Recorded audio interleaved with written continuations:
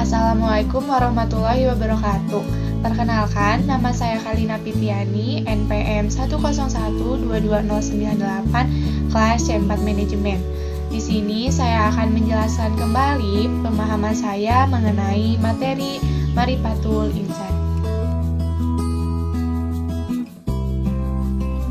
Marifatul Insan dapat diartikan mengenali diri sendiri. Secara istilah, Marifatul Insan sendiri merupakan suatu proses mengenali dan memahami penciptaan manusia oleh Allah Subhanahu wa Ta'ala, yang mana manusia merupakan makhluk hidup yang paling sempurna di antara makhluk lainnya. Dalam Quran Surat As-Sod ayat 72, Islam memandang bahwa manusia terdiri dari 3 unsur, yaitu unsur fisik, merupakan segala sesuatu bentuk yang dapat dilihat secara kasat mata oleh manusia, contohnya seperti tangan, kaki, kepala, dan lain-lain. Sedangkan untuk unsur ruh merupakan mental yang dimiliki manusia. Dan yang terakhir unsur akal, yaitu hal yang membedakan dengan makhluk lain yang merupakan unsur yang digunakan manusia untuk mampu berpikir.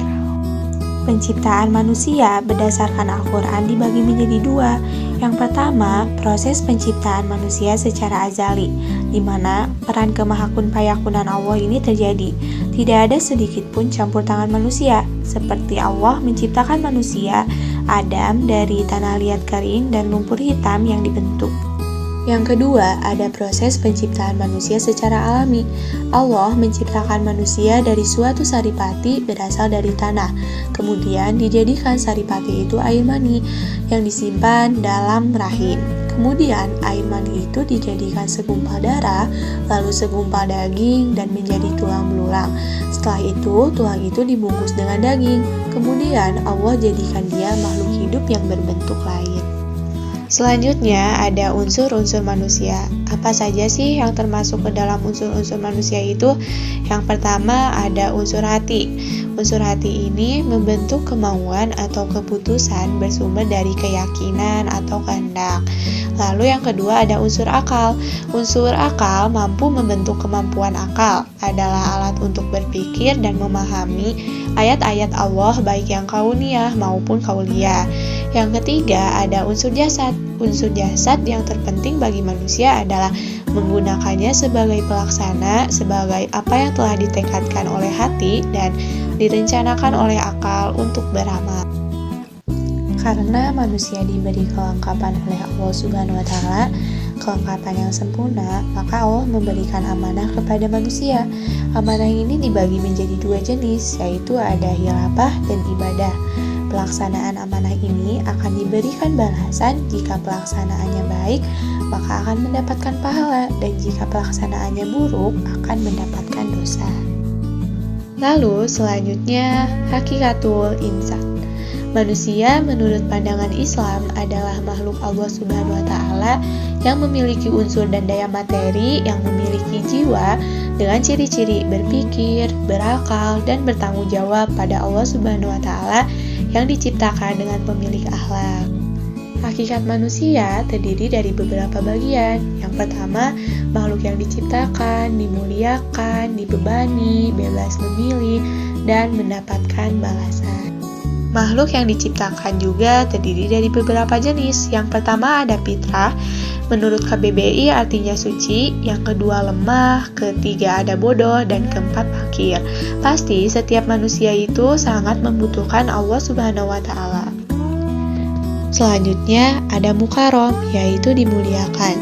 Pertama ada ditiup ruh, kedua diberi keistimewaan, dan ketiga menundukkan alam semesta. Apa sih keistimewaan dari manusia? Keistimewaan dari manusia berupa fisik maupun non-fisik. Selain diberi panca indera yang sempurna, manusia juga diberi hati yang berfungsi untuk menimbang dan mengambil keputusan. Hal ini dijelaskan dalam Quran Surat An-Nahl ayat 78. Lalu selanjutnya ada muholab, yang dibebani. 1 ada ibadah dan 2 khilafah filah.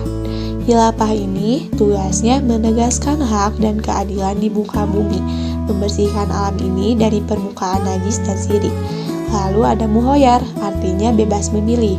Di dalam kehidupan, Allah telah menunjukkan dua jalan bagi manusia, baik itu jalan kebajikan maupun kejahatan, lalu akan mendapatkan balasan.